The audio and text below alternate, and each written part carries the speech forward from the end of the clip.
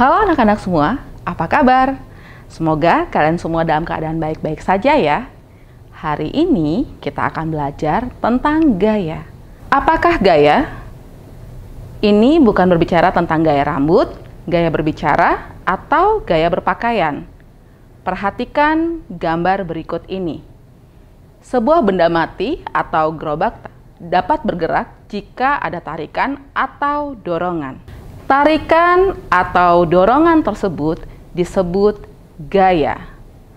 Untuk melakukan sebuah tarikan atau dorongan atau gaya tadi diperlukan tenaga. Jika kita melakukan tarikan atau dorongan terhadap benda yang kecil, diperlukan tenaga yang besar. Lalu menurut kamu, apa yang memengaruhi gaya? Perhatikan gambar berikut ini. Pernahkah kamu memegang sebuah benda dan tanpa sengaja benda tersebut terlepas dari tanganmu? Kemana benda tersebut jatuh? Atau kemana benda tersebut pergi? Semua benda-benda akan jatuh ke permukaan bumi. Mengapa? Karena ada tarikan bumi. Itu yang biasa kita sebut dengan gaya gravitasi. Gaya gravitasi bumi ini jugalah yang menyebabkan semua benda memiliki berat. Gaya dapat mempercepat atau memperlambat gerak sebuah benda. Ini tergantung besaran tenaga yang diberikan kepada benda tersebut. Gaya juga dapat mempengaruhi bentuk sebuah benda. Perhatikan gambar guci di bawah ini. Guci terbuat dari tanah liat yang dipukul-pukul. Dengan gaya, maka tanah liat tadi terbentuk menjadi sebuah guci. Gaya juga dapat mengubah arah sebuah benda. Perhatikan gambar berikut.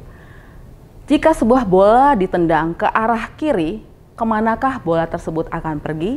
Tentu saja ke arah kiri. Lalu, bagaimana dengan benda-benda yang kita masukkan ke dalam air? Ya, benar. Tentu saja benda tersebut dapat terapung, melayang, atau tenggelam. Menurut kalian, mengapa sebuah benda dapat terapung, melayang, atau tenggelam?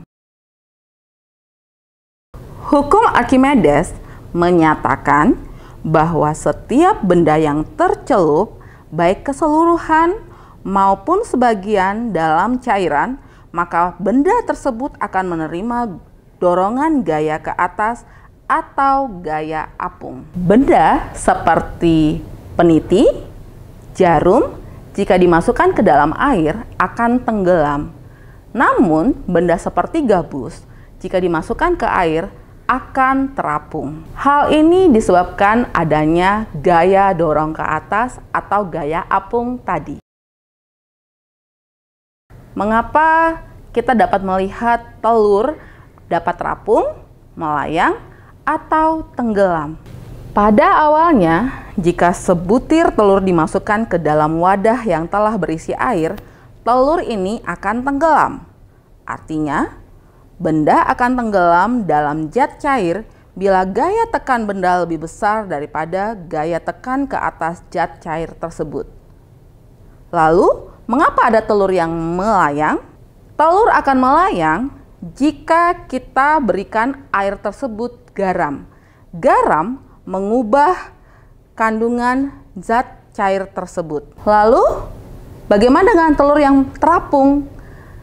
Jika kita tambahkan garamnya semakin banyak, maka telur yang melayang tadi akan terus naik ke permukaan dan menjadi terapung. Sudah paham semuanya? Nah, sudah mengerti bukan? Kalian juga bisa mencobanya di rumah. Misalnya, dengan memasukkan telur ke dalam air dan kemudian menambahkan garam ke dalam air tersebut, dan kalian bisa melihat perbedaan kedua percobaan tersebut. Demikianlah pembelajaran tentang gaya kali ini. Semoga bermanfaat buat kalian semua. Salam!